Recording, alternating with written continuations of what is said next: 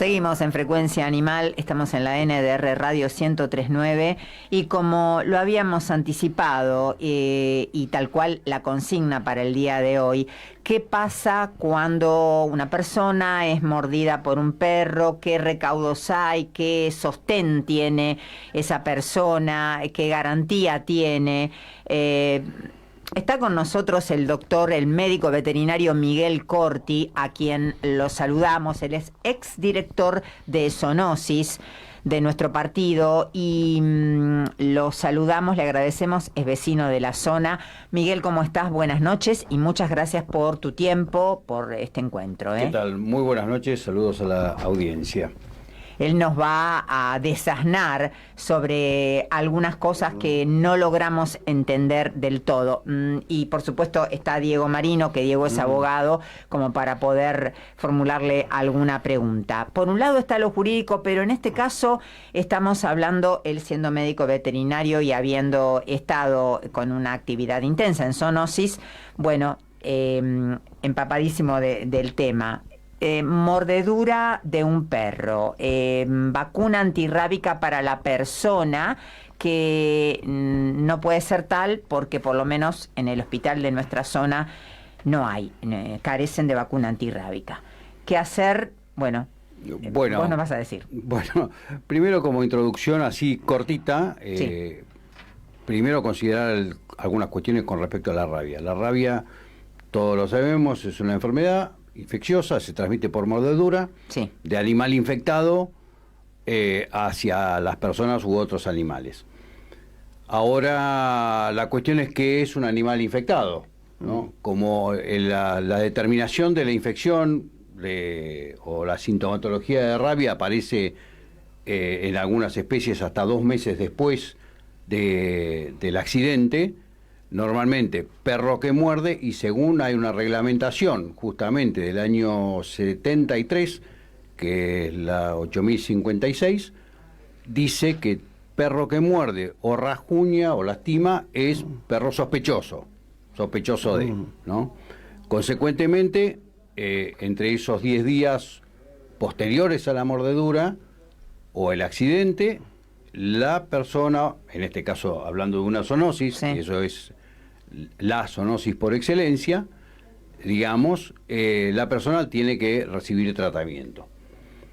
Y en ese momento vamos a considerar algunas cuestiones que en el momento del año que estábamos hablando de esta ley que mencionaba, esta ley fue publicada en momentos en que había casi 600 personas por año que aparecían con sintomatología de rabia. Después de eso, con campañas, justamente empezaron campañas de vacunación, entre otras, y una intensificación y toma de conciencia, intensificación, y a raíz de eso se crean los departamentos de zoonosis, o sea, se ponen todas las cuestiones relacionadas al tema de los departamentos de zoonosis. Es que se logró, justamente con este trabajo, a disminuir muchísimo la cantidad de casos. Esto estuvo muy bien durante casi 40 años, hasta que en el año, recientemente, lamentablemente en el año 2018, empezaron a aparecer varios casos. Uno emblemático en Carlos Juárez, uno acá en Valeria del Mar también, que fue sospechoso. No hubo una confirmación de caso en esa situación, pero la signología era clara, neurológica, con agresividad del animal hacia los propietarios, hacia cualquier objeto que hubiera o que se moviera o no moviera, ¿no? Entonces, la sospecha fue bastante alta. Y la falta de vacunación del animal. Era un animal con propietarios y, bueno, ahí estaba la cuestión también de la sospecha.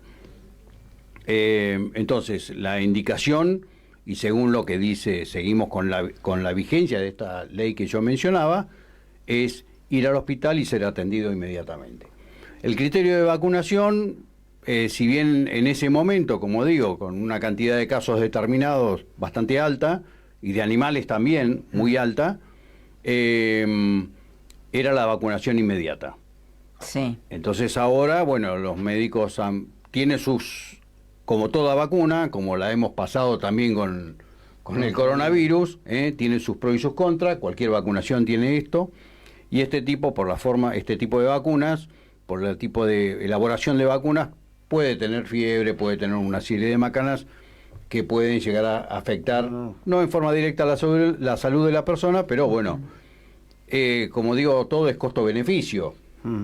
Costo, no me refiero a la cuestión económica, sino a una cuestión de salud, ¿no? O sea, ante una enfermedad potencialmente mortal, neurológica, que si bien es tratable, tampoco es, no es fácil, y la posibilidad de la muerte, bueno, la situación de la vacunación evaluada por el profesional médico tiene que ser tenida en cuenta en primera instancia.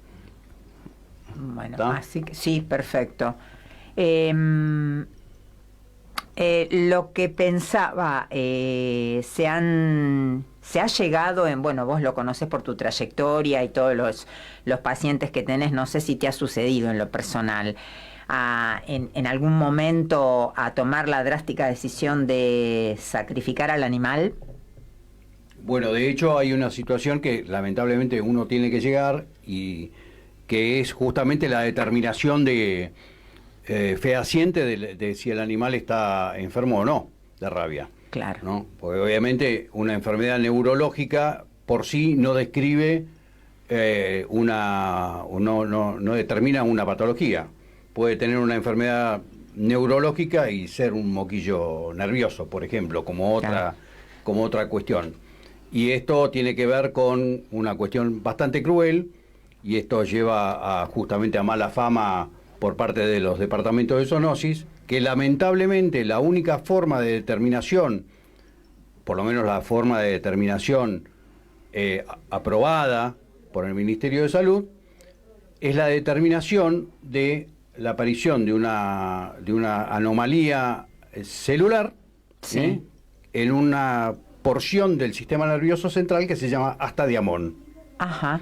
en la base del cerebro. Sí. Consecuentemente hay que cortarle la cabeza al perro y hacer la determinación correspondiente. ¿Para qué?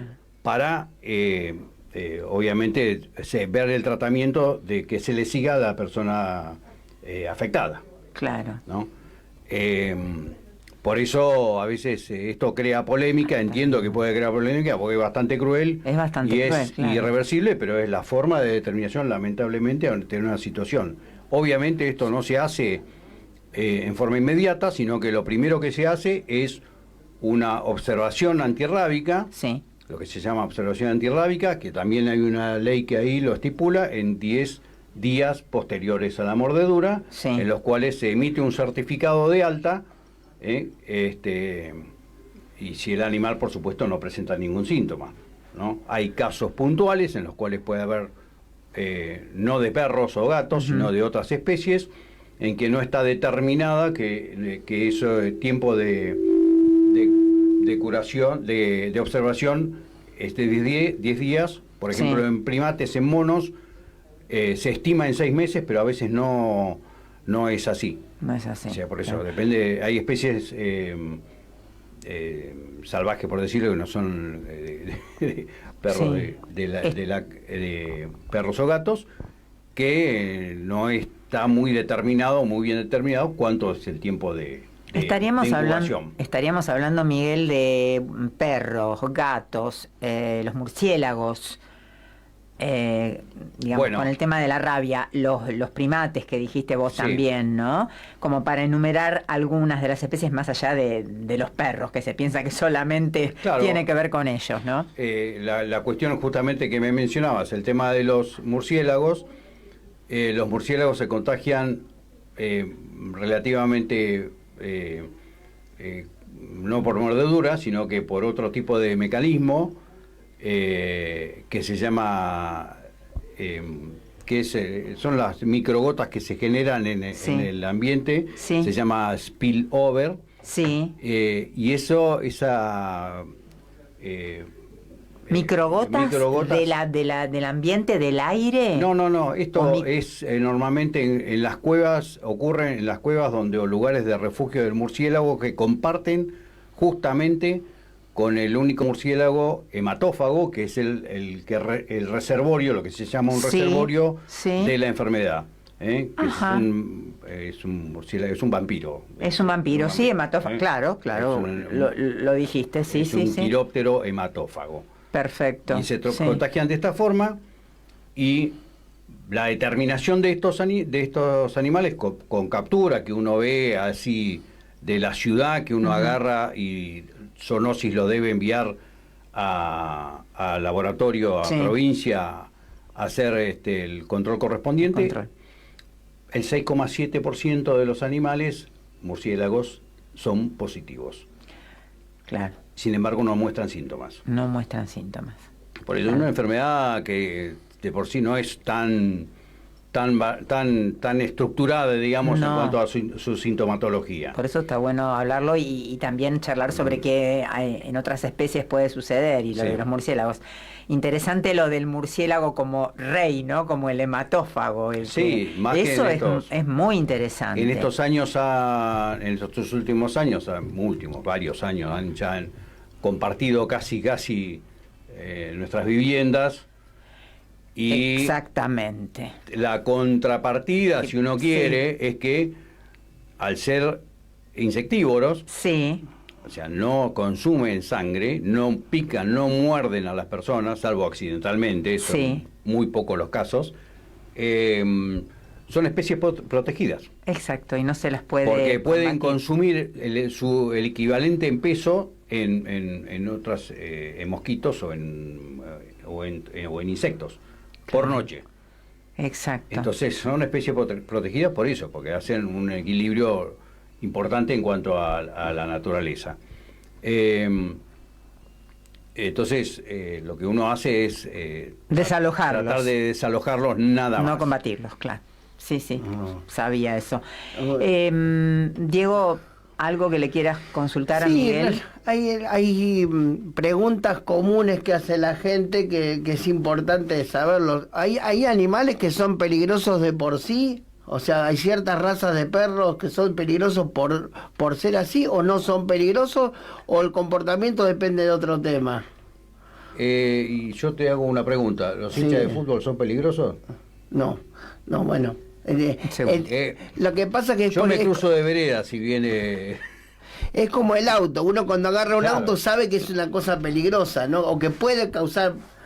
pero depende también del uso que tenga. Depende de cómo lo manejes al animal. Claro. Y respetarlo siempre, ¿no? Tener hay una cuestión esencial que a pesar que mucha gente te dice que sí, pobrecito, que no, uno tiene que ser en el centro de la manada. El alfa. Cuando uno tiene un perro, 2 o 10, tiene que ser el alfa. El humano tiene que ser el alfa, el jefe de manada. Exactamente. Y cuando el perro, sea caniche o dogo argentino o doberman o lo que sea, se da cuenta de que le aflojás, te va a morder. Totalmente. Y de la experiencia suya, de las mordeduras en general, ¿qué fue más, hacia sus propios dueños o hacia otras personas? El perro generalmente ataca al bulto, se ciega y ataca al bulto. Yo he tenido perros que se han peleado, míos. En un momento tenía 2 dogos argentinos y cometí la estupidez realmente de meterme a separarlos y terminé yo mordido. Sí, por supuesto. En realidad tendría que haber dejado que se arreglen entre ellos. Pero a veces meterse a separarlos... si uno no sabe cómo hacerlo, mejor no meterse. Y sabemos, Miguel, Diego, que se ha creado por esto como una leyenda, una mala fama para dogos argentinos, Doberman, Pitbull, Rottweiler. Bueno, vos lo confirmarás o no, claro, que hay que ser muy cuidadoso con eso, ¿no? Todas esas especies potencialmente peligrosas, que llaman potencialmente peligrosas, y de hecho hay leyes que así lo indican, que indican sobre la identificación con chip o algún método fehaciente de identificación. la potencialidad es en función de a la fortaleza corporal Claro, del perro. claro. Obviamente un caniche, un chihuahua te va a morder el tobillo y el otro Claro, Sí, se lo hace mamá, desaparecer, claro. Pero ante todo, el respeto y este temor, temor entendido como respeto hacia los animales. Uno los tiene que respetar ante todo y tomar esos recaudos que mal no están. Para, bueno, evitar después males. Y bueno, hay mucho tema que después podremos tratar cuando los animales captan en algún lugar que están expuestos o en algún lugar de entretenimiento, que captan que la gente se burla de ellos, como los monos, que la gente hace los gestos parecidos, y eso, bueno, es como para tratarlo más adelante y más en profundidad, ¿no? Pero respetarlos. Y el tema entonces de no sé qué se podrá hacer para lograr que la vacuna antirrábica para las personas esté bueno, presente, eso, ¿no? Que el insumo exista. Lamentablemente, yo siempre lo menciono, después de, en un momento nosotros teníamos un laboratorio, nosotros digo los argentinos, teníamos un laboratorio en La Plata que elaboraba vacunas. Después de la inundación famosa de La Plata, el laboratorio quedó destruido y no se invirtió nada en respecto a los sucesivos gobiernos. No voy a poner nada cuestiones políticas, pero no se decidió reinvertir. Consecuentemente, el Ministerio de Salud de provincia lo que hace es comprar vacunas a laboratorios privados, que no está mal, pero obviamente tiene un costo mayor. Claro. O sea, exacto. Y al tener un costo mayor hay una disponibilidad de presupuesto, disponibilidad de insumos que no eran las mismas que cuando estaba la producción propia. Entonces estas cosas como que justamente llaman la atención, que yo mencionaba así medio al pasar, que de 2018 a la fecha empezaron a haber cada vez más casos, o casos mutuales, después de casi 40 años de no haber casos humanos. Uno de los primeros que hubo fue en Bahía Blanca hace varios años. Es llamativo. Es llamativo. O sea, es una cuestión que uno se plantea una hipótesis de decir, bueno, si es por esto o es otra la causa. O es otra la causa. Gracias, seguramente que esto da para más, así que tal vez, Miguel, si en algún sucesivo programa así te encontraste cómodo y querés volver, va a ser un gusto, porque esto da para mucho, tela para cortar, como siempre decimos, y desilvanar o desglosar todo esto con nuestros queridos animales. Y bueno, ante todo el respeto. Gracias, Miguel, por tu tiempo, muy claro, favor. Muy conciso todo lo que nos contaste. Y bueno, tocamos el tema de que la rabia también se puede dar en otras especies, que está bueno porque a veces por ahí no lo tenemos tan presente. Sí, exactamente. Interesante, gracias por tu tiempo. Con Diego seguimos compartiendo y esto es Frecuencia Animal, te acompañamos hasta las 20 y un poco más tal vez.